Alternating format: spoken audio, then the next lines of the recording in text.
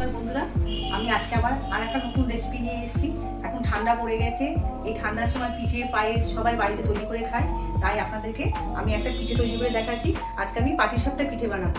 পাটিসাপটা পিঠের জন্য যা যা লাগছে সেই উপকরণগুলো আপনাদেরকে আমি দেখাচ্ছি। নারকেলটা আমি কুড়িয়ে নিয়েছি, নারকেল কোড়ানো তো দেখানো সম্ভব না, তাই আমি তিনটে নারকেল কুড়িয়ে এই যেখানে রেখে দিয়েছি।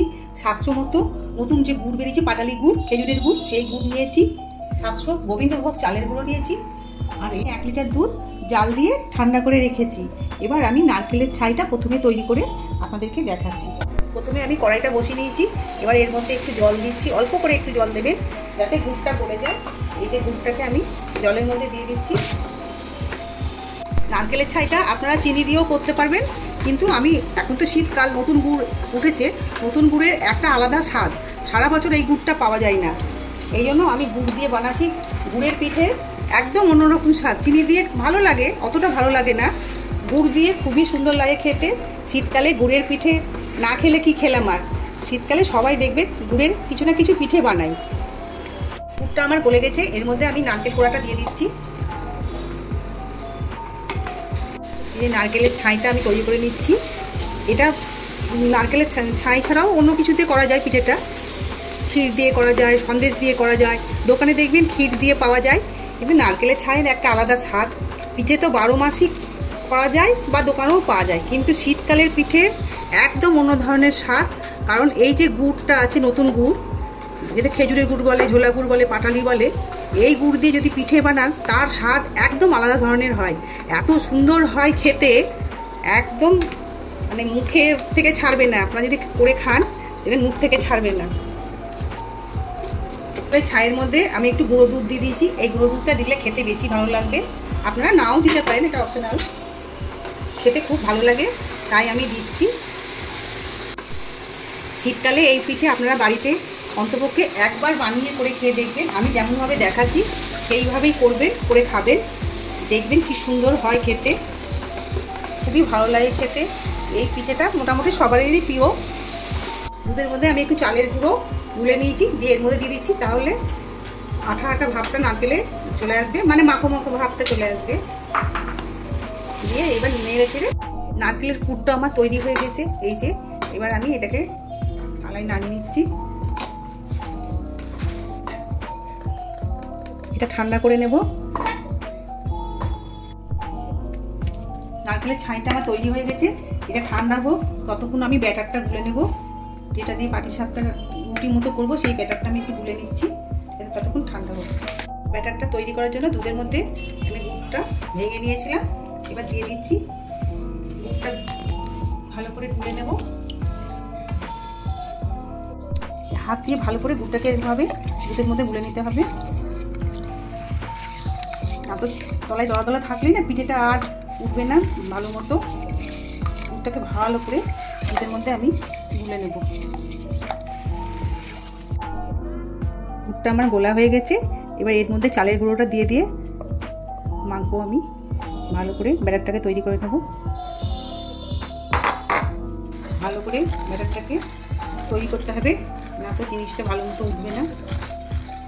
আমার মিশ্রণটা তৈরি হয়ে গেছে, যে ব্যাটারটা আমি তৈরি করেছিলাম চালের গুঁড়ো, গুড় আর দুধ দিয়ে, এই দেখুন কি সুন্দর তৈরি হয়েছে ব্যাটারটা, ঠিক এইরকম হবে। এই যে আমি যেরকমভাবে দেখাচ্ছি দেখুন, এই দেখুন হাতার পেছনটা দেখুন, ঠিক এইরকম হবে, না মোটা না পাতলা।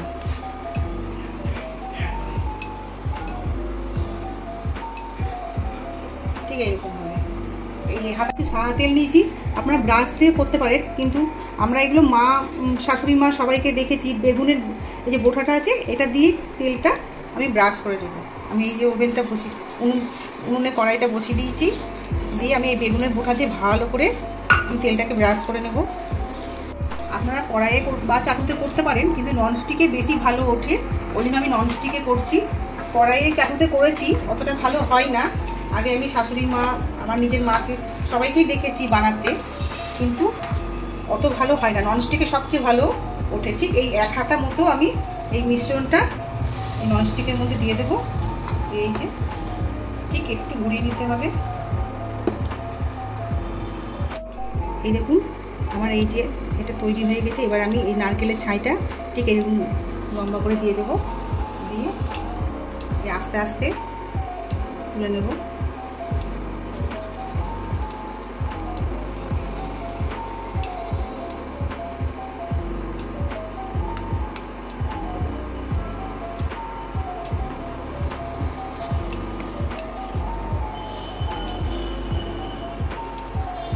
ঠিক এখন দেখুন দোকানের মতো হয়েছে।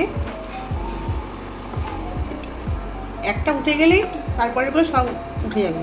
তো প্রথমটাই তোলাটা একটু কঠিন। ব্যাটাটা ঠিক গোলা হয়েছে কিনা প্রথম যে আপনি পাটিসাপটা বানাবেন সেটা তৈরি হওয়া দেখেই বুঝতে পারবেন যে আপনার ব্যাটাটা ঠিক হয়েছে কিনা। যদি না ওঠে তখন একটু দুধ দিতে হবে, কিংবা জানতে হবে যে একটু মিষ্টি কম হয়েছে, কিংবা ময়দাটা বা চালের গুঁড়ো যেটা দিচ্ছেন আপনি সেটা হয়তো কম হয়েছে, তখন ওটা উঠবে না। আর একটা বানাচ্ছি দেখুন।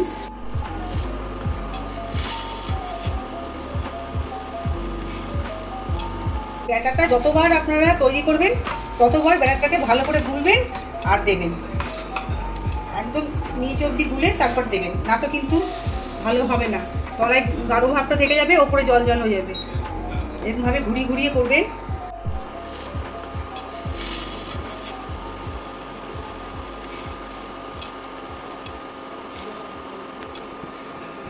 দেখুন একদম দোকানের মতো তৈরি হয়ে গেছে। দেখুন পিঠেগুলো কি সুন্দর হয়েছে। এইভাবে আপনারা বানাবেন বাড়িতে, করে খাবেন, খেয়ে আমাকে জানাবেন। শীতকালে পিঠে অবশ্যই তৈরি করে খাবেন বাড়িতে, খুব ভালো লাগবে খেতে। এই পিঠে খুব সুস্বাদু হয়। আমার রেসিপিটা যদি আপনাদের পছন্দ হয়ে থাকে তাহলে আমার চ্যানেলটিকে লাইক, সাবস্ক্রাইব এবং শেয়ার করে দিবেন। নিত্য নতুন রেসিপি পেতে আমার চ্যানেলটিকে ফলো করবেন। আবার যদি নতুন কিছু আপনারা দেখতে চান রান্না, তাহলে আমাকে কমেন্টের মাধ্যমে জানাবেন।